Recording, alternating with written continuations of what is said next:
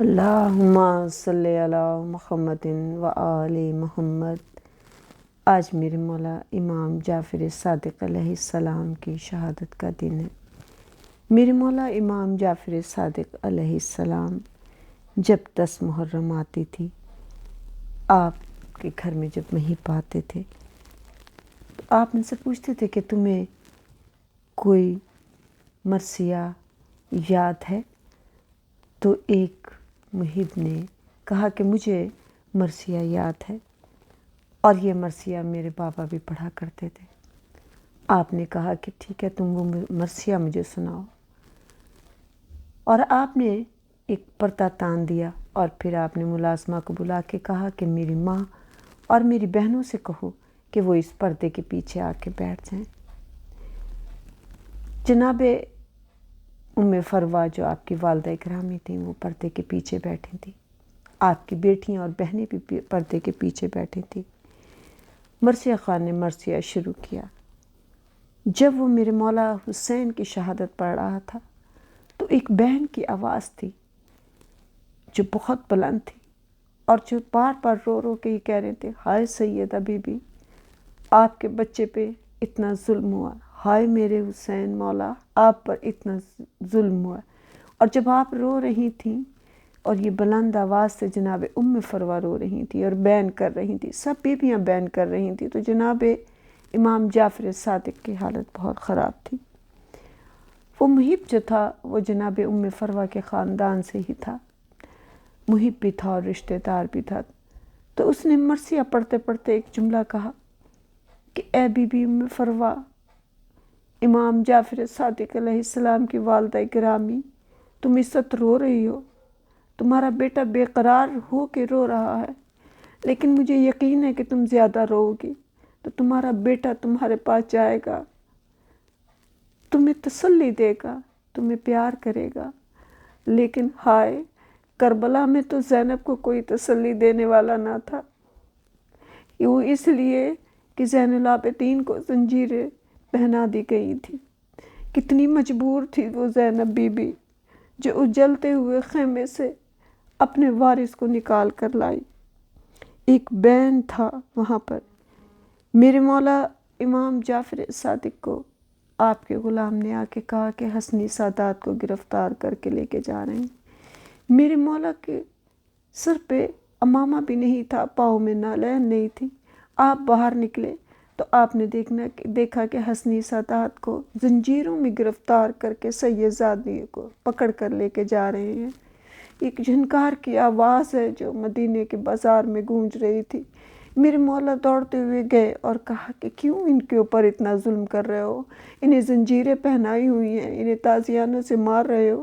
ایک ظالم تازیانہ مار رہا تھا کہ اس کا تازیانہ میرے مولا امام جعفر صادق علیہ السلام کو بھی لگا، اور پھر اس ظالم نے ایسا کیا کہ ایک تازیانہ اور نکالا اور اس سے میرے مولا امام جعفر صادق کو مارا کہ آپ کی کمر پہ زخم پیدا ہو گیا۔ میرے مولا روتے ہوئے گھر تشریف لے آئے۔ وہ میرے مولا بیمار ہیں، منصور دیوان کی کو چین نہیں ہے۔ وہ کسی طریقے سے بھی مولا امام جعفر صادق کو آرام سے نہیں رہنے، سکون سے نہیں رہنے دینا چاہتا تھا۔ ایک رات جب کہ گھر کے سب لوگ سو رہے تھے، اس وقت اس ظالم نے گھر کو آگ لگوا دی۔ خداوند کریم کسی کے سوتے گھر میں کبھی آگ نہ لگے۔ بچیاں گھر میں سو رہی تھیں، ایک شور تھا اس گھر میں، ایک ہی تو کنواں تھا اور کنویں سے پانی نکالنا کتنا مشکل تھا۔ میرے مولا امام جعفر صادق علیہ السلام اور امام موسیٰ کاظم علیہ السلام بیٹیوں کو لے کر بیٹھے تھے۔ میرے مولا گھر سے باہر نکلے اور دیوار کے ساتھ ٹیک لگا کر بیٹھے ہیں اور رو رہے ہیں۔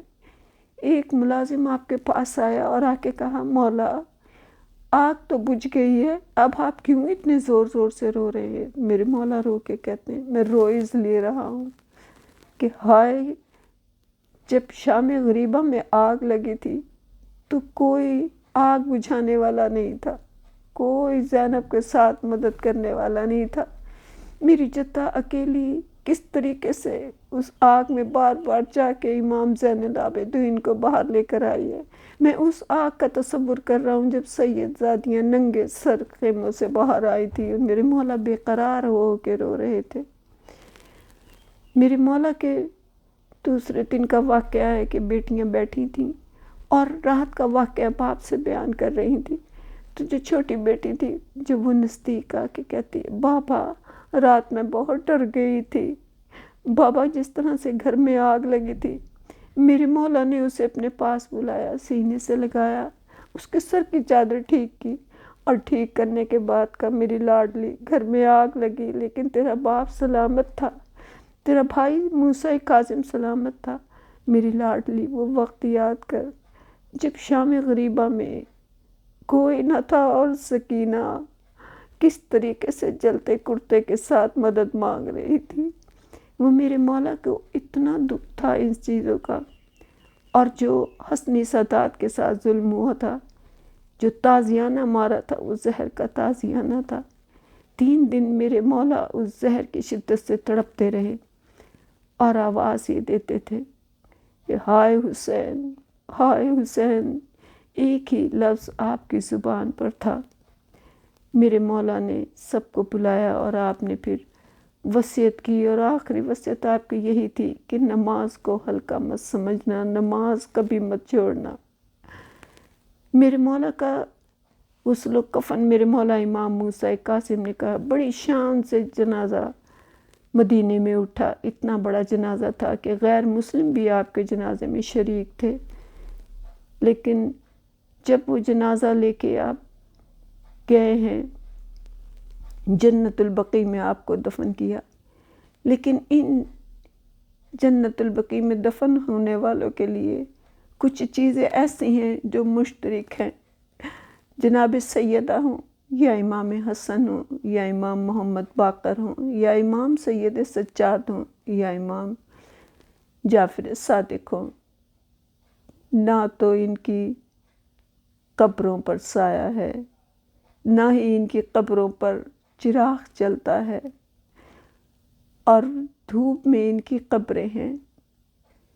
ان کے گھروں کو آگ لگائی گئی، بی بی فاطمہ کے گھر کو آگ لگائی، دیکھنے والے حسن تھے۔ کربلا میں آگ لگائی، دیکھنے والے سجاد اور محمد باقر تھے۔ اور آج مدینے میں جو آگ لگائی گئی امام جعفر صادق کو، تو دیکھنے والے امام جعفر صادق تھے۔ اللہم صلی علی محمد و آل محمد۔ یا امام زمانہ یا امام موسیٰ کاظم علیہ السلام، ہمارے اس پرسے کو قبول کریں اے میرے مولا، اس ذکر کے صدقے سے ہمارے گناہ کبیرہ و صغیرہ کو معاف کر دینا، بے اولاد کو اولاد عطا کر، بے روزگار کو روزگار عطا کر، امام زمانہ کا جلد ظہور ہو جائے۔ اللہم صلی علی محمد و آل محمد۔